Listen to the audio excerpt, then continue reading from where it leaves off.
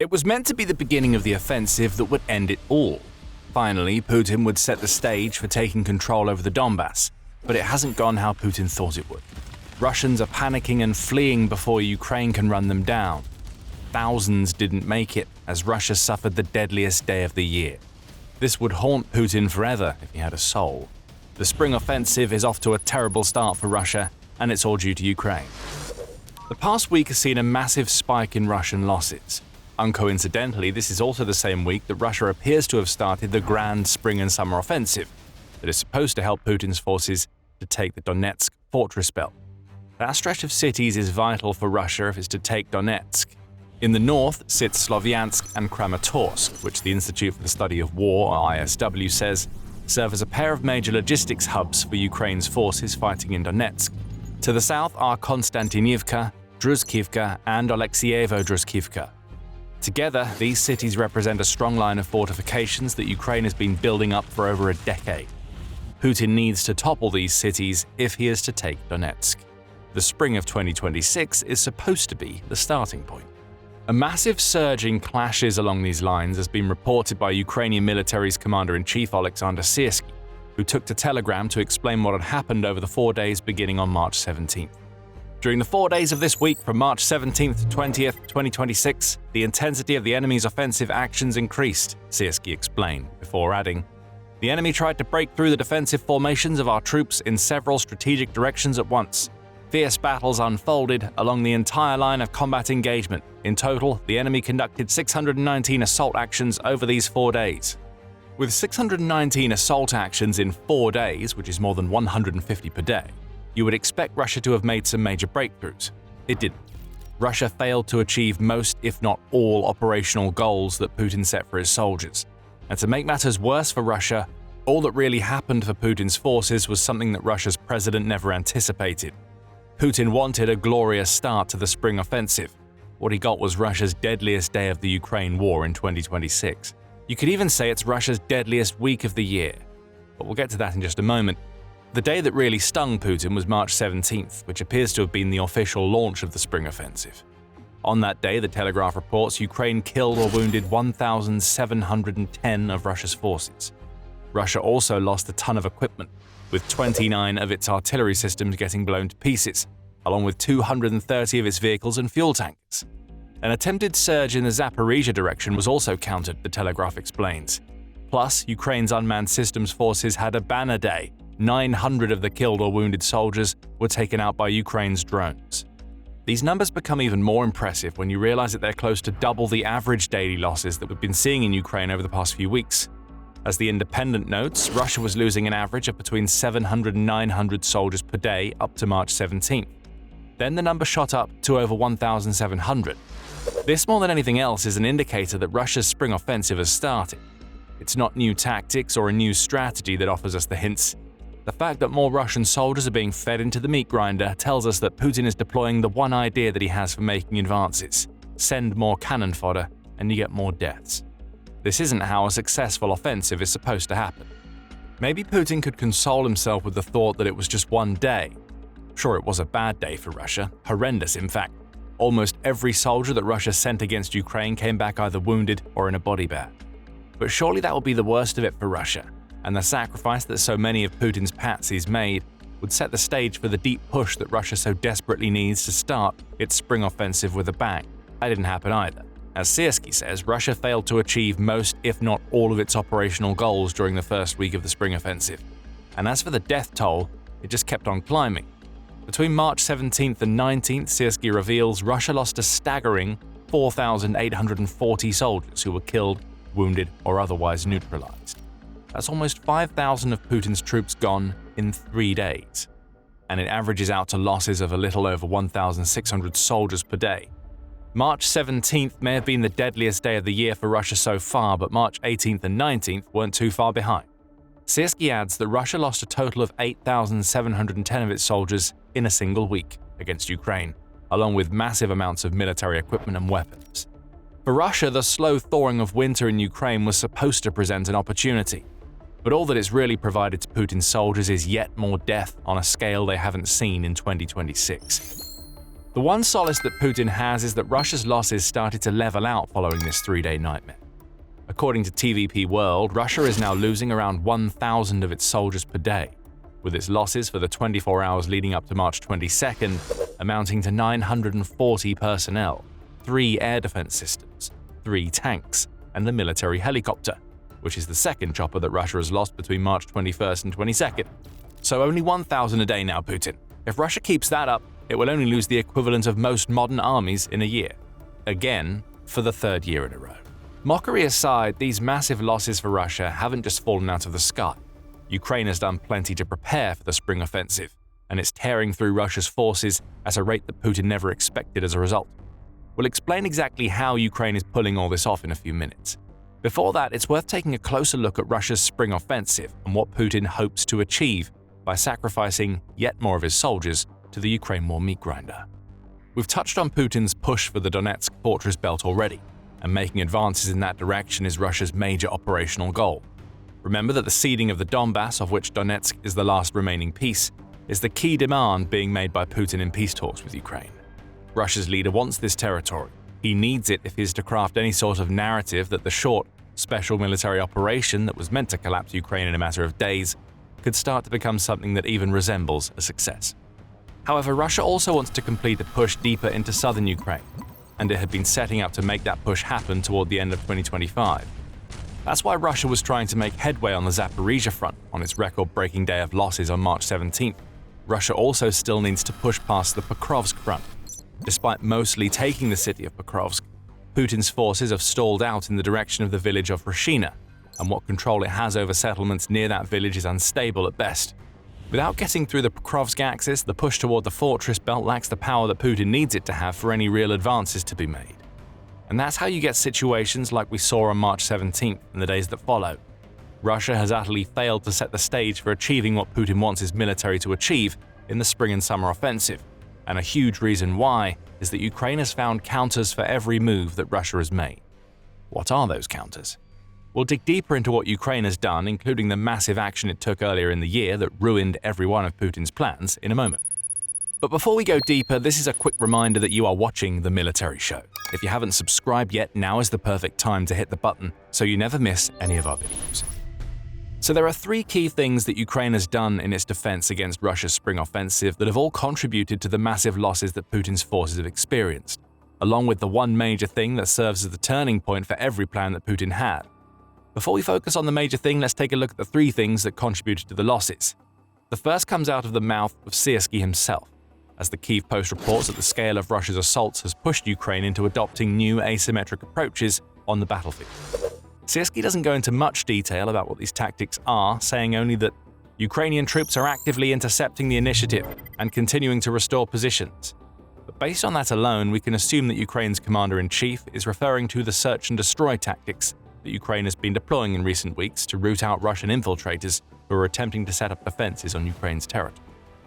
We saw this strategy come to the fore when Ukraine shattered Putin's claims that Russia had occupied the city of Kupiansk toward the end of 2025 and into the early stages of 2026. Ukraine responded to that claim by highlighting how false it was, and it used search and destroy units to do it. These small units have been designed specifically to counter the Russian infiltration strategy, which involves sneaking a small handful of soldiers into a Ukrainian position and having them hole up as they wait for backup.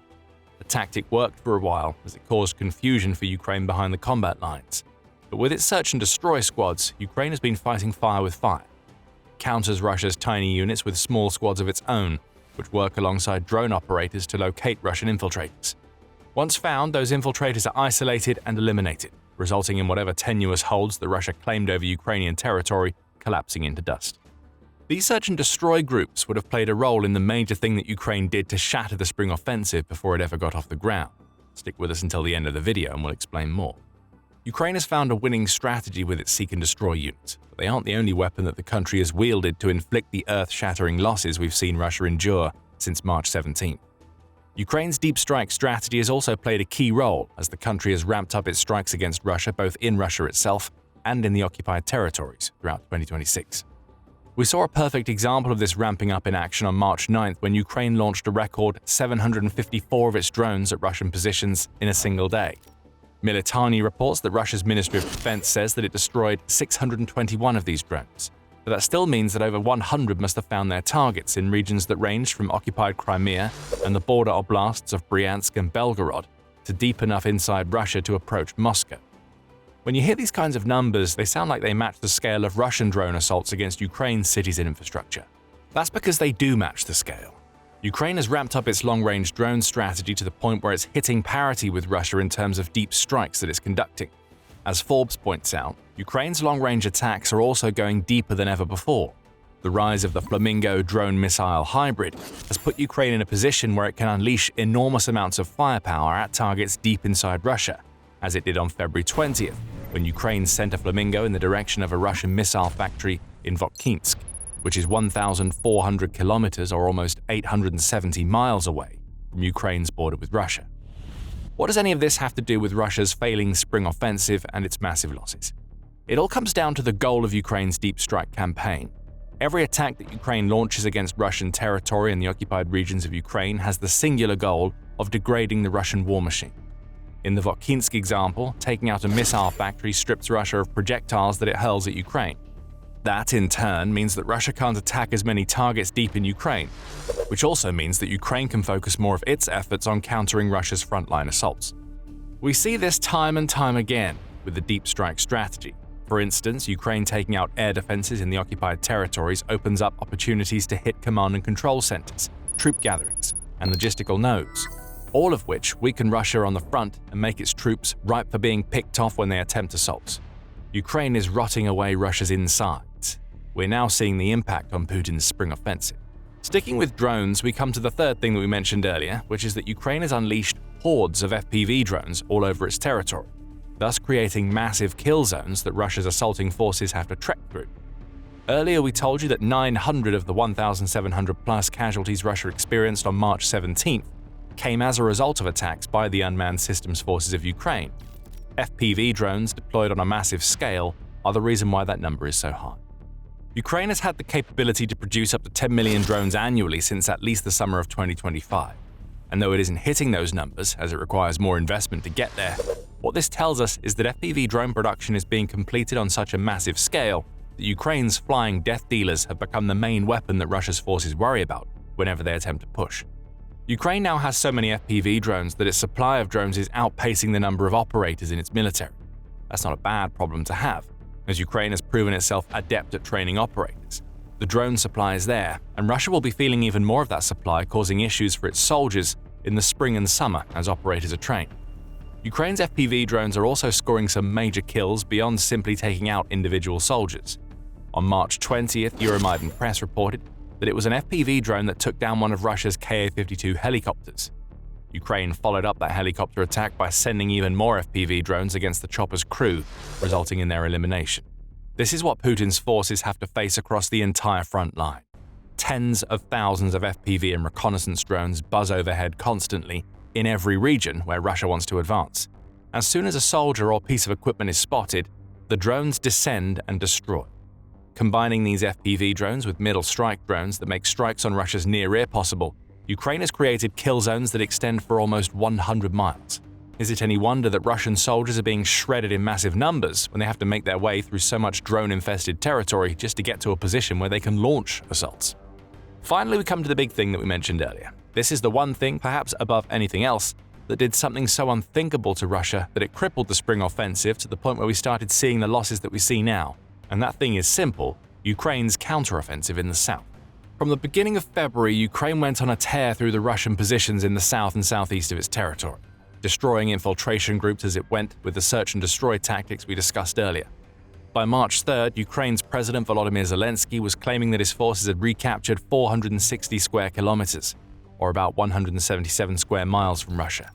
This is the largest counteroffensive Ukraine has launched since 2023, and it's been made possible in part because Russia's forces have been stripped of their access to illicit Starlink terminals that enabled them to communicate on the front lines. This counteroffensive matters in the context of Russia's failing spring offensive for two reasons. First, Putin's plan in the south was to create a buffer zone in the Dnipropetrovsk region. That buffer zone should have allowed Russia to prevent Ukraine from sending troops through that access to support its soldiers in the Zaporizhia and Donetsk regions, which would have allowed Russia to attack both of those regions with more force. That plan is done for now. Ukraine has the supposed buffer zone, which means that it can also provide troop and logistical support to other regions of Ukraine that need it. The converging Russian advance towards Zaporizhia has been particularly affected by this shattering of the buffer zone, as Ukraine has complicated those plans and forced Russia into a corner that gives rise to a second issue we touched on a moment ago. That issue is that Russia is being forced to weaken itself to counterattack the Ukrainian counteroffensive. Reserves that were intended for Donetsk and Zaporizhia are instead having to head further south. The ISW reported on March 19th that the counteroffensive has left Russia essentially stuck, as it no longer has the capacity to launch a full offensive on Zaporizhia city, along with attempting to capture Orikhiv, which is in western Zaporizhia. It simply doesn't have the reserves that it needs because Ukraine's counteroffensive is chewing those reserves up. Far from allowing Russia to create a buffer zone, Ukraine has instead launched a two-flank counteroffensive that is cutting off Russian forces that Putin thought was safe and ruining Putin's plans for the spring offensive. That's why we're seeing so many of Russia's troops being eliminated now. The foundation for the offensive that Russia laid toward the end of 2025 has crumbled beneath it. And, combined with the loss of Starlink, Russia's commanders are in panic mode. All they can do now is order weakened forces to attack Ukraine. Anything else would mean going against Putin's orders to push forward at all costs, and Russia's commanders certainly aren't going to say no to the Kremlin. So we get what we've seen over the past week, a record-breaking number of eliminations for 2026 on March 17th, a week where Russia burned through over 8,000 soldiers as it launched a spring offensive that made no headway. This is setting the stage for what's to come over the next few months. Russia's 2026 offensive is going to be even less successful than the 2025 summer offensive that achieved close to none of its operational goals. The Kremlin was warned that all of this was coming. Alarm bells were ringing as some of Russia's top military bloggers saw how Ukraine's drone-infested kill zones and AI innovation have reshaped the battlefield.